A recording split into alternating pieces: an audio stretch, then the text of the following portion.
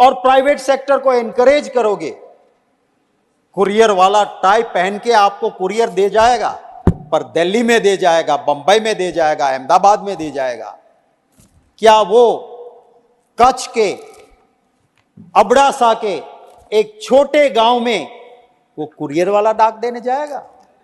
રાજ્યસભાના સાંસદ શક્તિસિંહ ગોહિલે આજે ફરીવાર રાજ્યસભામાં વાત રાખી હતી, પરંતુ આજે જે વાત રાખી હતી એ ડાક અધિનિયમ મામલે વાત રાખી હતી. ડાક અધિનિયમ 2023 કે જેમાં એવું કહેવામાં આવ્યું છે કે જે કોઈ પણ ડાકના અધિકારી હોય છે, એટલે કે જેટલા પણ ટપાલ વિભાગની અંદર કામ કરતા હોય છે, અધિકારીઓ હોય છે, એ કોઈનું પણ પાર્સલ વગેરે છે, ટપાલ વગેરે છે, ચેક વેક કરી શકે છે, જોઈ શકે છે. અને એ મામલે શક્તિસિંહ ગોહિલે વાત રાખી હતી કે આ તો નિજીતાનું એટલે કે પ્રાઇવસીનું હનન કહેવાય. શું કહ્યું હતું સાંભળીએ.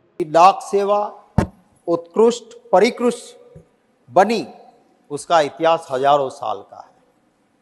एक वक्त था जब मैसेज देने के लिए तरह तरह के ऐसे तरीके अपनाए जाते थे, किसी आवाज के जरिए, किसी झंडे के जरिए, पंछियों के जरिए, और धीरे धीरे धीरे उसमें सुधार आते गए. हमारे देश में भी अलग अलग तरीके से संदेशा का व्यवहार होता था.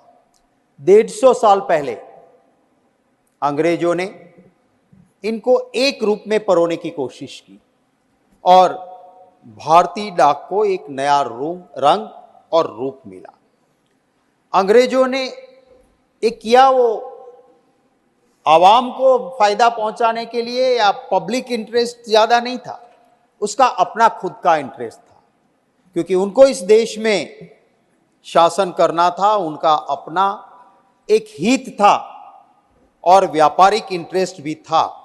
तो इसको लेके डाक सेवाएं शुरू की गई. रैन हेस्टिंग्स वो आए और उन्होंने 1766 में ईस्ट इंडिया कंपनी मेल के नाम से इसको एक रूप में बनाया. आगे चलते गए और Indian post office act Lord Dalhousie ने 1854 में इंट्रोड्यूस करके एक सिस्टेमेटिक वे में हमारी डाक सेवाओं को बनाया. आजादी के बाद हमारे उस वक्त के सूझबूझ वाले नेताओं ने ये सोचा, if you want to speak I can give for 5 minutes. अगर उस वक्त पे हमारे उन नेताओं ने ये सोचा कि कुछ आवाम की चिंता करते हुए पब्लिक अंडरटेकिंग्स होने चाहिए, पीएसयूज होने चाहिए, और पीएसयू प्रॉफिट ओरिएंटेड नहीं हो सकते हैं. मुनाफा कमाना पीएसयू का सिर्फ काम नहीं है. पीएसयू का काम होगा प्रॉफिट ओरिएंटेड नहीं, सर्विस ओरिएंटेड बन के काम करने का. कि अगर किसी एक गांव में, छोटे से गांव में, एक झोंपड़े में किसी को डाक पहुंचाना है तो वहां पहुंचनी चाहिए.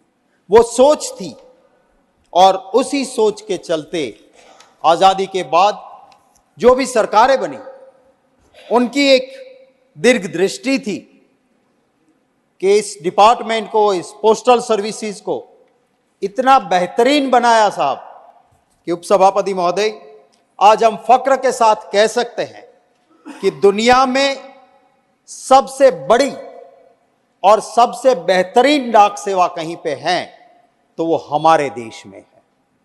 कुछ लोग फर्जी डिग्री वाले, व्हाट्सएप यूनिवर्सिटी वाले कहते हैं कि 70 साल में इस देश ने क्या किया.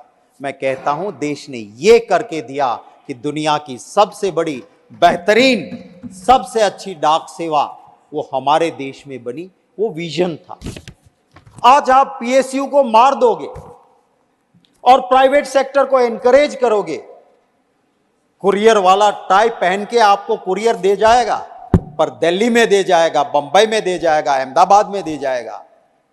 क्या वो कच्छ के अबड़ासा के एक छोटे गांव में वो कुरियर वाला डाक देने जाएगा? वो नहीं जाएगा. और इसीलिए मैं कहना चाहता हूं आपके जरिए उपसभापति महोदय, सरकार को, कि मंशा से हमें निकल जाना होगा कि प्रॉफिट ओरिएंटेड प्राइवेट सेक्टर ये काम करेंगे, पीएसयू की जरूरत नहीं है। आज गांव में भी अगर किसी के ऊपर विश्वास है तो इंडियन पोस्टल सर्विसेज पे विश्वास है। आज भी कहता है कि डाकिया डाक लाया। डाकिए की डाक पे आज गांव के गरीब का भरोसा है। आप उसको मारने की अगर हम कोशिश करेंगे तो उससे आवाम का भला नहीं हो सकता है। જો કે આની અગાઉ પણ તેમને ગુજરાતના માછીમારો જેટલા પણ છે એમને બાબતે પણ રાજ્યસભામાં વાત રાખી હતી. હવે આગળ આ મામલે શું થશે એ તો જોવાનું રહેશે. તમે જોડાયેલા રહેજો વાઇબ્સ ઓફ ઇન્ડિયા સાથે. ધન્યવાદ.